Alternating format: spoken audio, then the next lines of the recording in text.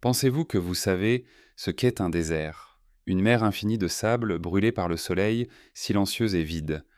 Un endroit où il n'y a rien d'autre que le silence et le temps. On nous a raconté pendant des siècles que le Sahara est une cicatrice sur le visage de la planète, un désert stérile. Mais que se passerait-il si c'était le plus grand mensonge de l'histoire, et si sous ce sable, sous ce masque d'oubli, se cachait non pas le vide, mais un trésor, un sarcophage où sont enterrées des civilisations entières, des technologies incroyables et des vérités si inconfortables que le monde moderne préférerait ne jamais les découvrir. Aujourd'hui, nous ne vous raconterons pas des faits appris par cœur dans les manuels scolaires. Nous nous dirigeons vers le cœur même de ce trésor. Nous allons dévoiler les 10 secrets les mieux gardés du Sahara, les classant dans un classement qui prouve que le désert n'est pas mort. Il attend. Et après cette enquête, vous ne regarderez plus jamais le sable de la même manière. Avant de passer à la partie principale, nous aimerions vous demander un petit soutien. Un like et un abonnement seraient la meilleure des reconnaissances. Merci. Commençons notre compte à rebours avec une énigme qui est à la fois magnifique et même illogique à quitter. À la 10e place se trouve la grotte des nageurs. Elle se trouve dans l'un des endroits les plus secs de la Terre, dans le coin sud-ouest de l'Égypte, sur le plateau de Gilf Kebir. Un endroit où la pluie est un événement qui se produit une fois par génération. En 1933, l'explorateur hongrois Laszlo Almásy, le fameux patient anglais, est tombé sur cette grotte. Ce qu'il a vu sur ces murs défiait le bon sens. Des centaines d'images de personnes nageant. Des figurines peintes par Aaron figées dans des poses gracieuses et dynamiques typiques de la nage en brasse. La science a rapidement trouvé une explication et elle semble logique. Ces dessins datent d'environ 10 000 ans. Ils ont été créés à l'époque connue sous le nom de période humide africaine ou Sahara vert. À cette époque, il y avait des lacs et des rivières à cet endroit. On pourrait penser que l'énigme est résolue. Les gens vivaient près de l'eau et dessinaient comment ils nageaient, mais c'est justement pour cela que la grotte est seulement à la 10e place. C'est juste un appât. Car si l'on regarde de plus près, la version officielle s'effondre. Certaines figures ne nagent pas simplement, elles flottent. Leurs corps sont courbés dans des poses qui conviennent davantage à l'apesanteur qu'à l'eau. Elles sont allongées disproportionnées comme si elles se trouvaient dans un état de conscience modifié ou dans un autre environnement gravitationnel. Et à leur côté, des créatures étranges sans tête surnommées les bêtes. Elles ne ressemblent à aucun animal connu. La grotte des nageurs n'est pas simplement une illustration du passé. C'est le premier indice que dans le Sahara vert, il se passait quelque chose de plus que de simples baignades dans un lac. C'est une question déguisée en réponse et elle nous pousse à creuser plus profondément. Du 9e au 8e rang, nous passons d'images mystérieuses à quelque chose de beaucoup plus matériel, au reste d'un monstre qui n'aurait pas dû exister, et à une preuve qui transforme la paléontologie en criminalistique. Dans le désert de Ténère, sur le territoire du Niger moderne, des paléontologues ont déterré le crâne d'un crocodile préhistorique. Mais c'était un crocodile inhabituel mesurant plus de 12 mètres de long. Et ses dents, elles ressemblaient à des crocs de sanglier épaisses et courbées conçues non pas pour attraper des poissons dans l'eau, mais pour charger et déchirer des proies sur terre. Il a été nommé Sarcosuchus imperator ou le croc-sanglier. Il a vécu il y a environ 112 millions d'années, mais ses descendants beaucoup plus petits auraient pu survivre jusqu'à l'époque de l'homme précoce. Mais la chose la plus étrange n'est pas l'être lui-même. Dans l'un des crânes d'une période ultérieure, un trou parfaitement rond a été trouvé. Il ne ressemblait pas à une marque de dents d'un prédateur ni à une érosion. Les bords du trou étaient fondus comme s'ils avaient été brûlés. La tomographie par ordinateur a montré des traces d'un alliage non métallique mais non naturel autour de la blessure. Ce n'était pas une morsure, cela ressemblait à un résultat d'une intervention chirurgicale ou d'un tir d'une arme énergétique inconnue. Bien sûr, les scientifiques ont proposé des versions plus prosaïques allant d'une maladie osseuse rare à un coup de foudre. Mais aucune d'elles n'explique les bords fondus et les traces de l'alliage extraterrestre. Ce crâne est un témoin silencieux. Il prouve que dans le passé, le Sahara n'était pas habité uniquement par des humains et des monstres géants. Peut-être qu'il y avait un troisième acteur, celui qui chassait ces monstres avec des technologies que nous ne pouvons pas imaginer. Nous quittons l'Afrique, mais seulement pour un instant car le désert ne connaît pas de frontières modernes. À la 8e place de notre classement des structures si vastes et mystérieuses qu'elles remettent en question leur propre but. Nous sommes en Arabie Saoudite, dans la région d'Al-Ula. En 2017, des archéologues étudiant des images satellites ont remarqué quelque chose d'étrange. Des milliers de structures en pierre anciennes éparpillées sur des champs de lave. Mais environ 400 d'entre elles avaient une forme complètement unique. Elles ont été appelées mustatiles ou portes. Ce sont de longues plateformes en pierre basse, certaines mesurant plus de 500 mètres de long, avec des épaississements aux extrémités, ce qui leur donne l'apparence de portes. Ce n'était pas des habitations, ce n'était pas des tombes, n'était pas des forteresses. À l'intérieur, il n'y a presque pas d'artefacts, à l'exception de quelques os d'animaux, ce qui indique des rituels possibles. Leur âge est supérieur à 7000 ans. Elles sont plus anciennes que Stonehenge et les premières pyramides égyptiennes. Mais voici la principale énigme, leur forme et leur échelle ne sont pleinement visibles que depuis le ciel. Une personne se tenant sur le sol ne voit qu'un amoncellement chaotique de pierres. Pourquoi les anciens, n'ayant pas d'appareil volant, construiraient-ils d'énormes structures destinées à être vues d'en haut ? Pour qui étaient-elles destinées? Pour des dieux vivant dans le ciel ou pour quelqu'un qui pouvait réellement voler? Certaines des portes pointent vers des endroits où se trouvaient autrefois des sources anciennes, désormais asséchées. D'autres sont alignées avec les points de solstice. Ce n'était pas simplement des places rituelles, c'était un système complexe, une carte compréhensible uniquement pour ceux qui pouvaient la voir dans son ensemble. Les portes d'Al-Oula sont un message silencieux envoyé dans le ciel il y a 7000 ans. Et nous ne savons toujours pas qui était son destinataire. À la 7e position, nous revenons à l'essence même de l'histoire humaine, à nos os. En 2005, au cœur du Niger, à un endroit appelé Gabero, le paléontologue Paul Sereno cherchait des restes de dinosaures. Au lieu de cela, il est tombé sur un cimetière humain, mais c'était une sépulture inhabituelle. Sous les sables du désert reposaient les restes de personnes ayant vécu ici il y a 10 000 ans. Lorsque cet endroit était le bord d'un immense lac, ils ont été appelés les Kifians. Ils étaient grands musclés et chasseurs. Mais ensuite, avec le changement climatique, ils ont disparu. Pendant 1000 ans, Gabero est resté désert, puis il y a environ 7000 ans, d'autres personnes sont arrivées ici, les Ténériens. Ils étaient plus petits avec une constitution plus gracieuse. Ils n'étaient pas des chasseurs, mais des éleveurs et des pêcheurs. Deux peuples différents séparés par un millénaire ont choisi le même endroit pour vivre et mourir. Mais ce qui est le plus incroyable, c'est la façon dont ils ont été enterrés. L'une des sépultures a choqué le monde. Une femme et 2 enfants allongés sur un lit de fleurs, s'enlaçant dans un sommeil éternel. Le pollen des fleurs a été conservé pendant 6000 ans. Dans un autre endroit, un homme a été enterré la tête dans un pot en argile. Et le plus touchant, 2 personnes, un homme et une femme enterrés face à face, se tenant par la main. Ils ont reposé ainsi pendant 8000 ans. Ce ne sont pas simplement des os. Ce sont des histoires d'amour, de chagrin et de rituels si complexes qu'elles nous font repenser nos idées sur les peuples primitifs. Mais il y a aussi une anomalie ici. L'analyse génétique a montré que les Kifiens et les Ténériens n'étaient pas des ancêtres directs de l'une des ethnies africaines modernes. Ce sont des branches mortes de l'humanité. Des peuples entiers qui sont apparus, ont prospéré et ont disparu sans laisser de traces. Gabero est un cimetière non seulement de personnes, mais de mondes entiers. C'est un rappel que notre histoire n'est pas une ligne droite, mais un labyrinthe avec de nombreuses chambres oubliées. En montant à la 6e place, nous entrons sur un territoire qui fait réfléchir depuis des décennies et suscite les débats les plus ardents. Nous sommes sur le plateau de Tassili Najor en Algérie. C'est un véritable musée à ciel ouvert. Pendant des milliers d'années, d'anciens artistes ont laissé leurs dessins sur les rochers, plus de 15 000 gravures et fresques. Ils représentent par exemple des scènes familières, la chasse aux girafes et aux éléphants, un troupeau de vaches, des danses rituelles. C'est la chronique du Sahara vert, mais parmi ces images compréhensibles, il y en a d'autres. Des êtres qui ne correspondent à aucun cadre. Ils sont appelés les têtes rondes, des figures géantes mesurant jusqu'à 6 mètres. Ils n'ont pas de bouche, leurs têtes ressemblent à des casques, et leurs énormes yeux sombres regardent l'éternité. Certains d'entre eux sont vêtus de quelque chose qui ressemble à des combinaisons spatiales. Ils flottent dans l'air, ils se tiennent sur le sol. L'image la plus célèbre a reçu le surnom de « grand dieu martien ». La science officielle affirme qu'il s'agit de chamans en masque rituel représentant des esprits pendant un trance. C'est une explication pratique qui permet de balayer toute anomalie comme une hallucination. Mais pourquoi ces esprits ressemblent-ils si étrangement aux descriptions des astronautes modernes? Pourquoi tiennent-ils dans leurs mains des objets qui ressemblent à des dispositifs complexes? Et pourquoi le style de ces dessins diffère-t-il si fortement de tout le reste de l'art de cette époque? Le plateau de Tassili est un test de Rorschach pour l'histoire. Certains voient dans ces figures des chamans et des esprits, tandis que d'autres y voient.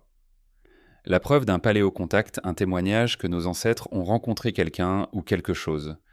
Pas de ce monde. Nous ne tirerons pas de conclusion. Nous allons simplement vous montrer ces dessins et vous demander ce que vous voyez. À la 5e place, il ne s'agit pas d'un artefact spécifique, mais de l'environnement même dans lequel tous ont été trouvés. Le plus grand mystère est de savoir pourquoi le Sahara est devenu un désert. Nous savons déjà qu'il était autrefois un jardin florissant. Les radars satellites de la NASA et de l'ESA capables de voir sous le sable ont dressé une carte de ce monde perdu. D'énormes systèmes fluviaux des deltas des lacs de la taille de la mer Caspienne. L'un d'eux, le lac Mégacha, était le plus grand plan d'eau douce de la planète. Mais il y a environ 5000 ans, tout a pris fin. Et cela s'est terminé brusquement. Une étude publiée dans la revue Nature a montré que le passage d'un climat humide à un climat aride a pris non pas des millénaires, mais peut-être seulement quelques décennies. C'était une catastrophe climatique d'une ampleur incroyable. La cause officielle est des changements lents dans l'orbite de la Terre. Mais la rapidité avec laquelle cela s'est produit ne correspond pas à cette théorie.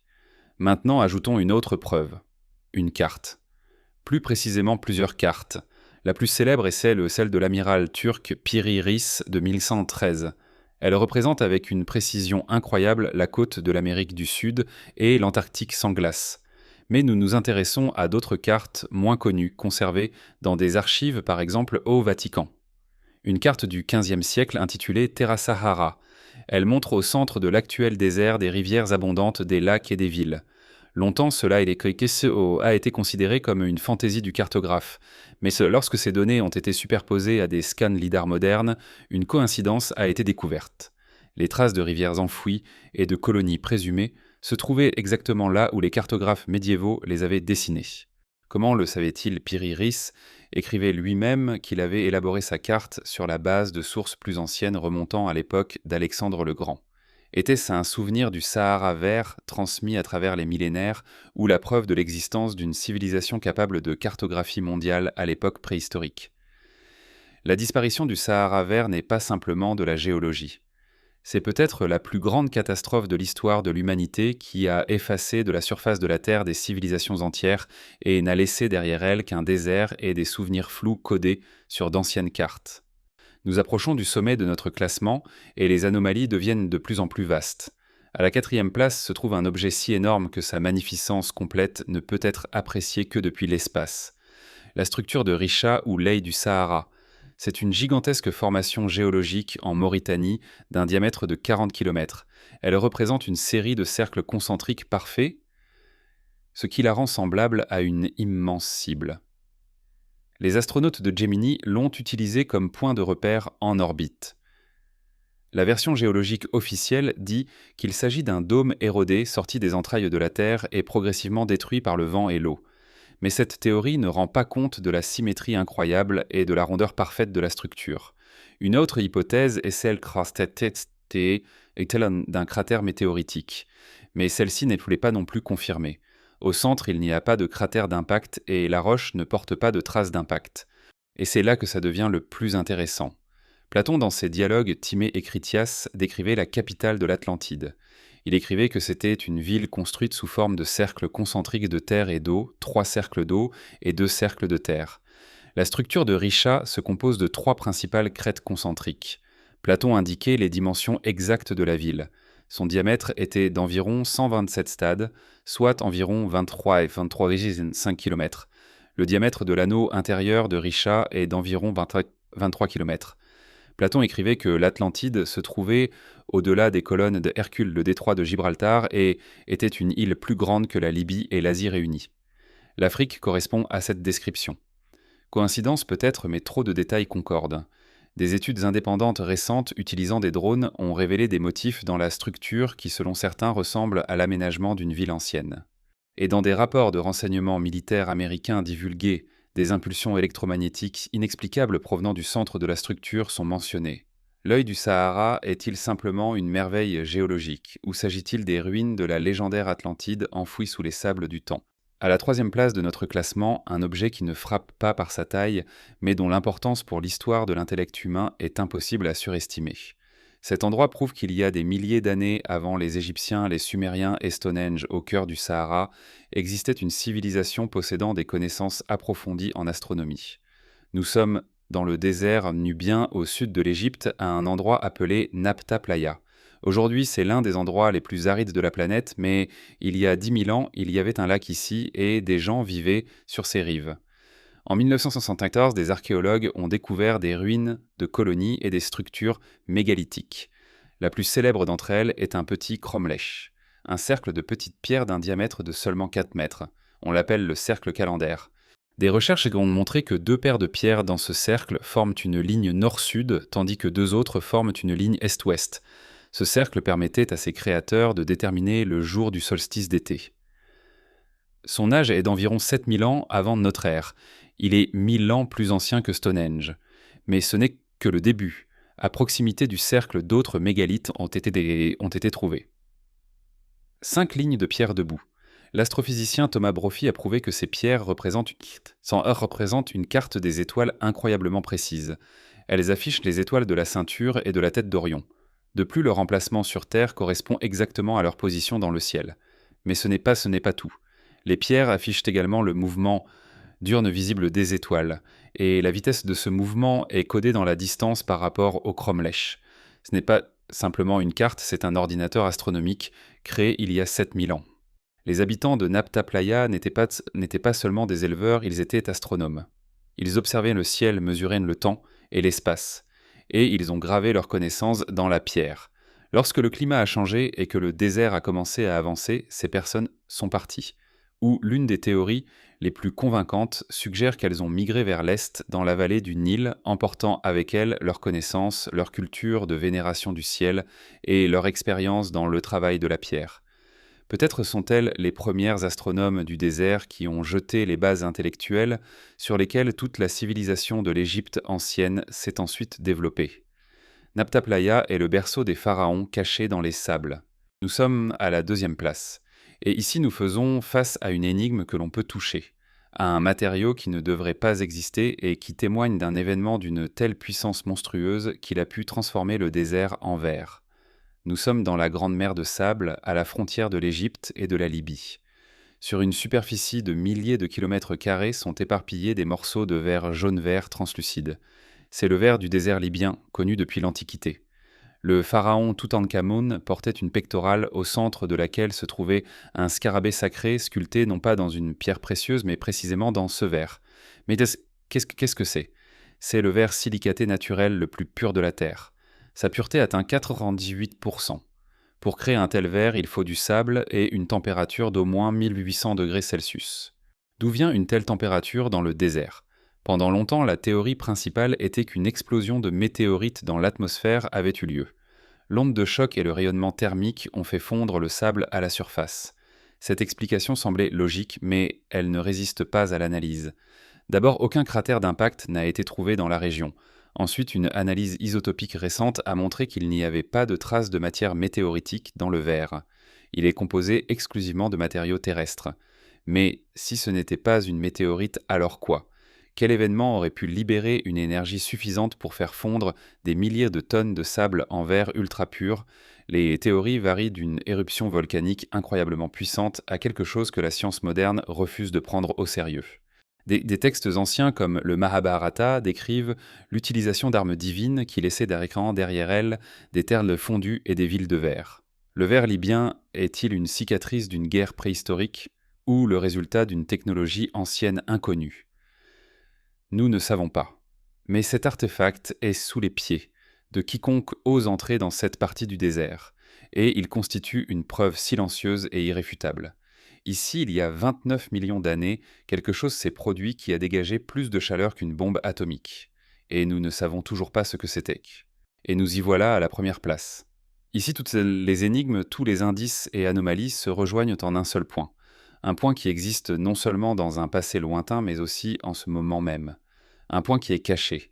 Notre première place n'est pas simplement une énigme, c'est un complot du silence. Tout a commencé en 2025. Une expédition de recherche privée utilisant un drone pour cartographier des régions éloignées du Sahara a enregistré quelque chose qui ne devrait pas exister. Profondément dans le désert partiellement enfoui sous le sable, se trouvait une structure de forme géométrique parfaite. L'analyse a montré qu'elle émettait une chaleur anormale. Des photos ont fui sur Internet. Mais 48 heures plus tard, quelque chose d'inédit s'est produit. Les militaires américains ont bouclé la zone. L'espace aérien au-dessus a été fermé. Tout accès a été interdit. Aucune explication officielle n'a suivi. Silence. Qu'ont-ils trouvé là-bas, sauf une ville ancienne perdue en une base militaire secrète ou quelque chose d'autre? Cette histoire résonne avec une autre, encore plus étrange. On racontait l'histoire d'une colline maudite où les moteurs s'arrêtent et les aiguilles des boussoles deviennent folles. En 2018, une scanographie par géoradar a confirmé qu'une structure symétrique se trouvait sous la colline à 20 mètres de profondeur. Une pyramide à gradins parfaite en basalte noir orientée selon les étoiles de la ceinture d'Orion. La nouvelle a fait le tour du monde, mais aucune fouille officielle n'a eu lieu. De plus, l'accès à cette zone a été restreint par des entrepreneurs privés liés aux agences de défense. Pourquoi les superpuissances militaires et les entreprises militaires privées s'intéressent-elles autant aux anomalies anciennes du Sahara? Que cherchent-elles? Ou plus important encore, que cachent-elles? Peut-être que la réponse se cache dans la dernière énigme. En 2021, des peintures rupestres vieilles de 4000 ans ont été trouvées dans une grotte du désert nubien. Mais des linguistes ont remarqué quelque chose d'effrayant. Ce n'était pas des symboles, c'était un code binaire des 1 et des 0 gravés dans la pierre. Lorsque le code a été déchiffré, il s'est avéré être un ensemble de coordonnées GPS. Des coordonnées pointant exactement vers le centre de l'œil, du Sahara. Comment une culture ancienne a-t-elle pu coder un langage numérique des milliers d'années avant l'invention de l'électricité? Et quel est ce message, un appel ou une instruction? Le désert n'est pas simplement du sable mort, c'est un trésor. Et il semble que quelqu'un essaie en ce moment d'accéder en premier à ces objets les plus précieux. Et comment peut-on encore affirmer que nous savons tout sur notre monde? Un immense merci à tous ceux qui ont regardé cet épisode jusqu'à la fin. Votre soutien, un like et un abonnement sont très importants pour nous. Et n'oubliez pas de cliquer sur la cloche pour rester toujours informé des dernières nouvelles et ne pas manquer nos nouvelles vidéos.